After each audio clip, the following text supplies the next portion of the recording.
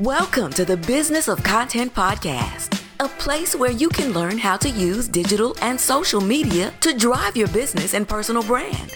And now, your hosts, A. Lee Judge and Dante Carter. Once again, welcome to the Business of Content Podcast, where we talk about content creation and how to use it to connect with your audience. I'm A. Lee Judge. And I'm Dante Carter. And today we're going to talk about how do you determine which platform is best to share your original content. I like. All right. So we got three things we're going to hit on today. First of all, how your natural talents can predict the best platform. Secondly, what kind of resources do you need? And third, how the type of business you do can determine the best platform. All right. So you want to kick it off, Dante? We're going to talk about basically, first of all, how your natural talents can predict the best platform. What are your thoughts on that? I think when it comes to really trying to figure out which one of your talents fits a certain platform, I think you've really got to take a hard look at yourself, right? Figure out, okay, what am I good at? And I think we've spoken about this a lot in the past. If you hate being on camera and you hate the sound of your voice, blogging might be your best option. Mm-hmm. If you don't like being on camera but you love speaking, podcasts are great for you. And so I think it's really, really taking that approach. Okay, what do I like to do? Because what you love is what's going to resonate most with that audience. And so if you don't love blogging, but you're trying to write and they find all these grammatical errors, I mean, it just shows. Yeah, I think that the natural talent has a lot to do with it. Because as we discussed before, one of the most difficult things about creating content is being consistent. And if you don't enjoy or like what you're doing, it's going to be that much more difficult to be consistent. So if you're a writer, just work on that area. Be a writer. Write as much content as you can. And, don't focus so much on other multimedia types as, podcasts or video. I agree. You might even consider, writing your scripts. If you insist on doing video, use that writing skill to write your script, or write for somebody else to do videos for you. That's true. So whatever you do, you figure out what your best thing is. If you have no problem talking, if you're a talker, then start a podcast. I guess that's why we're here right now, right? Yeah. We like to talk. Yeah. So we're here. There we go. If you have no problems with being in front of a camera and you tend to be like the one take king, or you can just talk and tell a good story on camera, then that's your place you should be. And I think another thing, just ask yourself, what excites you? I actually get excited about coming in here to record a podcast. I do. I'm just like, wow. It kind of takes me away from the hustle and bustle of the day-to-day operations of running the business. So yeah, it gives me something to look forward to. It's like, wow, I can sit down and really talk about what I do instead of having to spend a whole 8 hours actually doing it. So I enjoy it. And what happens is that natural conversation becomes your way you can document that conversation, and it's more content. Right? That's true.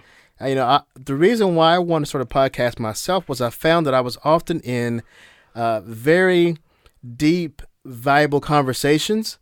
And I thought, wow, you and I just learned this from each other. We just had a good conversation. But who else could have benefited from this conversation besides just us? So a podcast is basically, if you have those conversations, turn on the microphone and record them. Yeah. I mean, that's the easiest thing to do. I mean, we've talked about this in previous podcasts, right? How to sell without selling. People want to know who you are. And the only way for them to find out who you are is to understand what you do and why you love to do it. Mm-hmm. Mm-hmm. So that, in terms of documenting instead of creating, podcasts, I would say, is one of the easiest ways to do that, because people have conversations and just document their conversation. And another thing about podcasts is that it's almost as good as video in terms of one form of media can become another. If we take this podcast we're doing right now, for example, and transcribe it, then it becomes a blog. We have text from it. So if I know my weakness is writing or having the attention to sit down and write a whole blog, this podcast becomes my writing. It's true. Right? Very true. There's so many great tools now. Even Google itself does really great at transcribing voice into text, And then there's Grammarly. There's these different applications that you can use. So, for me, I'm always on the go, and so I think having those extra set of eyes. I mean, I think the more that you, and this kind of bleeds over into the next question of what resources do you need, but whenever you can find these options that, okay, I know I'm speed writing because I have this meeting to get to, but if I can put this in Grammarly and I can select, okay, this is for a professional setting, or if this is going to be casual or informal. I mean, you can actually click on what you're writing for and then actually have it scanned through to make sure everything fits. I mean, when you're on that go, and you're just trying to make things happen, it's easy. Yeah. And in fact, I'll give you a quick tool that I use for transferring audio or video into text. The company is called Rev. No sponsorship here, but that's just one that I use, and I want to always give you some tactical things you can use. Rev.com, REV.com. You can upload a podcast, a video, and for $1 or $2. I mean, I think I've never spent more than about $20, $25 tops, and that was for like a whole hour and a half webinar. Wow. Right? So for a minute or two or 5-minute video, you're going to spend, $1 or $2 for it. It's worth it to get that. In fact, imagine this. If you have a natural conversation and you got a great podcast, you couldn't pay somebody $5 to write you a blog with that kind of content. Yeah, it's true. Especially with your expertise behind it, right? Yeah. So that's for the people who love to talk, definitely podcast. If you are good on camera, and I hate to say, this may be a little risky, but some folks, how can I say this in a political correct way? Some people look better on camera than others, right? So if you have an unfair advantage of looking good on camera and you're not shy, I would suggest you go for it. Or if you're just plain comfortable with it, no matter how you look. Okay, Your personality could be one that's so engaging. You could have a certain amount of energy people want to see. Yeah. Video would be a really good thing for you. I mean, I envy those who can just write. That's the hardest thing to do. But for those who are writers and don't like the camera or the microphone, do your blog. Oh, so true. All right, so let's get to the next thing. What kind of resources do you need to create good content? Off the top of my head? Mm-hmm. I'm just joking. What are some of your favorites in terms of, when you think of tools or things you need to create certain things? What are some of the things you think of? Let's just say, what is your favorite way of creating content? What is yours? Video. Hands down. Okay. Hands down. I've got all kind of video editors, but if you don't even want to buy those, I mean, if you have an iPhone, iMovie is the easiest thing. I mean, you can chop and splice videos so quickly. You can add music. I mean, it simplifies everything. I've shared with you before that I also help my wife with her PR marketing for her practice. Mm-hmm. And I'll come in there and I can record these videos. I'll send them to my phone, and as I'm sitting there talking to her, I'm like, hey, you've got 3 or 4 how-to videos. Do with them what you will. Yeah. And it's that easy. But I'm just a video guy, so I love doing that. For video, I mean, the bar for video is so the bar for entry is so low. You can create high quality video. We're all walking around with these 2 and 4K cameras in our pockets. It was so true. something unheard of 5 years ago, right? Yeah. So we have these high quality cameras in our pocket that do pretty decent quality. Even if you plug in your headset or your AirPods or whatever, you definitely can get really good audio from these phones, at least enough to start, right? In fact, I'll go in my phone right now. I'm going to show you some of the apps I have. I've actually got a folder on my phone of apps that I use for editing video. Uh-oh. So if you follow me on LinkedIn or Instagram and you wonder how I did some of the videos, I'm going to give you some tips, some tricks right now of my favorites. One of my favorites is Video Shop. These are all. I'm an iPhone user, by the way, so these are all iPhone apps. Uh-huh. They may or may not be on Android. Probably so. So in my top 9 in my grouping here, I have Video Shop. I have Clips, which is I think a Facebook tool. Uh-huh. But Clips allows you to speak to your camera, and it will add a caption as you go along. As you're saying it, it will add captions to it. Later, which is a Instagram tool that I use for posting things later. Yeah. Cut Story, Hashtagger I use to find hashtags. There's Facebook Creator. Then I have ones that are good for shaping the video to different formats. It's very important to know what format you're sending stuff for. You talking about like InShot? Exactly. Yeah. That's one. Yeah. That one is so pop. I don't even have it in the group. I have it out by itself. It's out by itself. InShot, SquareKit. Let's see. Well, that's a different one. Nutshell. And for text, I have Over. I have Vont, and I have also text on video, which is way in the back, so I must not use it very often. And another favorite is Videorama.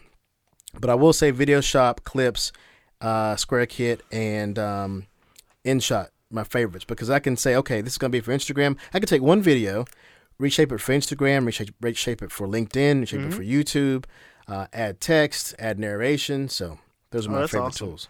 And I like the eye watermark as well. You know, got to put the logo on there. There you go. There you go. And got to put the logo on there. And you'll find after a while, you'll find some of these tools overlap, but there's always one thing that one does better than the other one. So you may end up with a whole arsenal. So in terms of tools to use, so that covers video. So for audio, now, you know, if you happen to have the luxury of having a studio microphone, that's great, but most people don't. So there's lots of good USB podcast microphones you can get for under $100 even on Amazon. That you can plug straight into your laptop and start podcasting. There's even several you can use right from your phone where people can call in to the service and actually be guests on your podcast. I think it's Anchor. Yep. Yeah. I got that on my phone right now. So as you can see, the entry level, if you really want to create content, is very low. It's there. There's definitely the sky in terms of how high you want to go in terms of content level, but to get started, the barrier is pretty low. Yeah, very low. And in terms of blogging, I mean, you probably have access to Word, or even Google Docs is free. And then, you know, Medium is free, so you can post your content on Medium, on LinkedIn, or go to step a little bit higher and start a WordPress blog or something. Yeah, but I think Medium's a great avenue for if you're looking to get the attention of Forbes or Inc. Or entrepreneurs, just all these different other outlets that carry such large platforms, because they're always looking there. They're like, who's a great writer on this small platform that we can pluck away. And Medium has really good Google juice. Yeah, it gets attention. So great Google juice. Definitely. In fact, if you place the same blog on your website versus Medium, odds are Medium will get picked up first, unless you have a blog that has some age to it, or you're very, very, very active on your blog and you keep it updated a lot, and you know how to really manage your SEO. And like I said before, Grammarly is huge. Now, do you use Grammarly as a tool to make sure your writing's correct, or how else do you use it?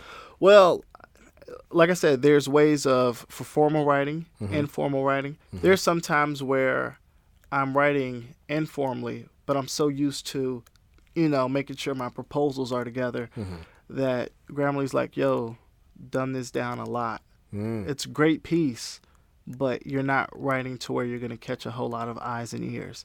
And so it's a great reminder, because you have to really understand your target audience. Now, is that at a paid level of Grammarly? Yeah, it's a paid level. Okay. And so I think it's like $5-10, nothing too bad. Okay. But, and that's monthly, it's $12 monthly. But for me, it's worth it, because I'm constantly the different target audiences that I'm looking to reach. Sometimes you're talking about, folks with doctorate degrees. And so you want to make sure, because they're going to be scanning through for grammatical errors and everything. Then sometimes they're everyday people like me and you. And so you want to make sure that you're communicating with them as well. Right. And I think it's also important to know, too, when you're writing, unless you know as a fact you're writing for a certain high level of audience, you should try to find a sweet spot of average. Yeah. The average reader reads at a high school level. Yeah. So if your audience is broad, write for that level. Don't write above, because people above it can understand it. People below it can understand it. If you write too high, you can lose audience. Yeah. And so I have the free version of Grammarly that I have the plugin for. So whether I'm writing online or just filling out forms, even, it's going to check everything I write. It's going to be checked. But I could definitely see the advantage in having a paid account for long form writing. Yeah. So no, it's huge. Okay. So let's go to our last topic, which is. So the overall theme of this particular show, the topic is, how do you determine which platform is best for you to share your content. So the third thing we should talk about is how the type of business you do can determine the best platform. Yeah. So I think, you're talking about whether it's B2B, whether it's B2C, if it's primary, secondary audience, who are you talking to and where are they? And I think that's the important part. We discussed it before. It's if you're trying to reach President Trump, you're going to go to Twitter. You're not going to go to Facebook because you're not going to receive a response from him. But if you want to engage him, it's Twitter. That's where you need to engage him. And so I think taking that approach, you need to understand, okay, who am I wanting or attempting to engage with? Where is this person the most active at? Because you might say, oh, I want to engage with, a certain shoe company. I'm trying to refrain from throwing too many brands out. So this is B2B you're talking about then? B2B. Okay. Just to be clear, yeah, B2B. But within that company, there's I'm pretty sure you have one person in mind of who you actually want to engage with. So figuring out where's this person the most active. For me, I do PR, so I'm typically wanting to engage with somebody on that executive staff.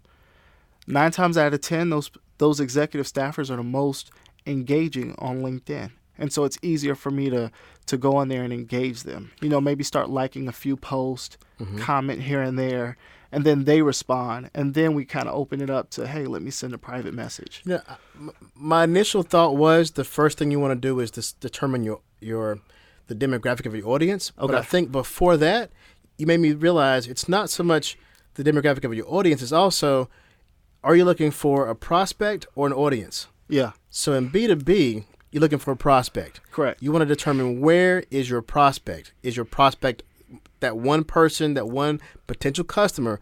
Are they on LinkedIn? Are they on Facebook? Where are they?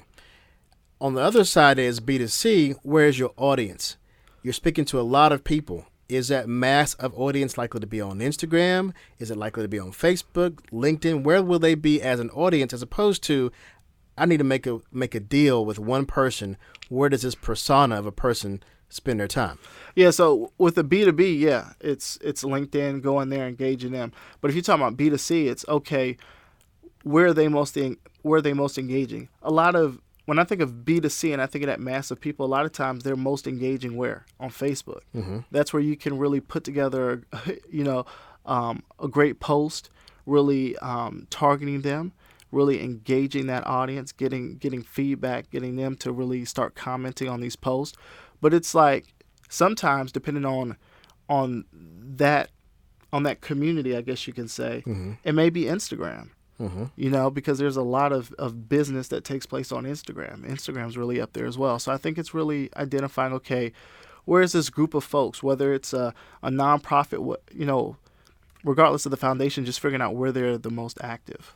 And I think if I had to give advice on where to start, where to focus at, I would say if you're B2B, I would definitely put LinkedIn at your highest priority. Yeah. With Twitter a close second. It's a more difficult machine to master, but B2B, they're there. And then this one is hard to sell. I warn anybody who's a marketer who's listening, this one's a very hard one to sell, but I believe in it. Facebook, it's still a big deal in that situation. If you know how to retarget.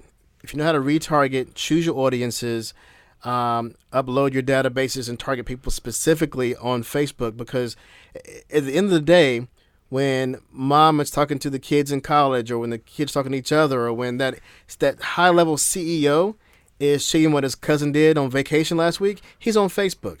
True. And if in that feed you can inject your business into his feed, you can be where he is.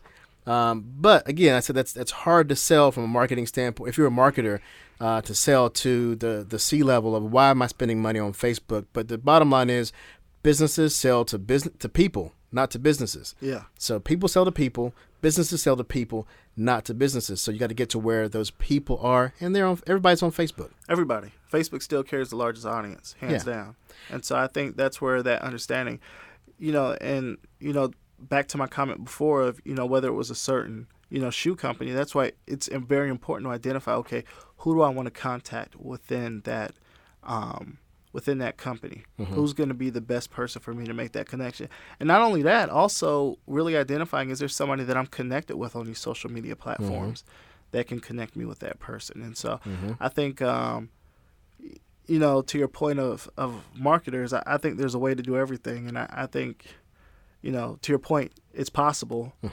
But it's the game plan, it's the strategy, it's the tactics that you use to make that. Yeah, you have to really know the business-minded way to go about using Facebook. You can blow a lot of money on Facebook from a business standpoint. If you're a business, if you don't know how to retarget, if you don't know the language in terms of how to retarget, how to find those audiences, how to pay to play on Facebook.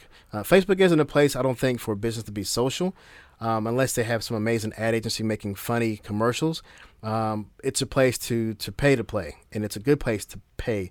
Good place to pay to play. Say that 5 times. Yeah.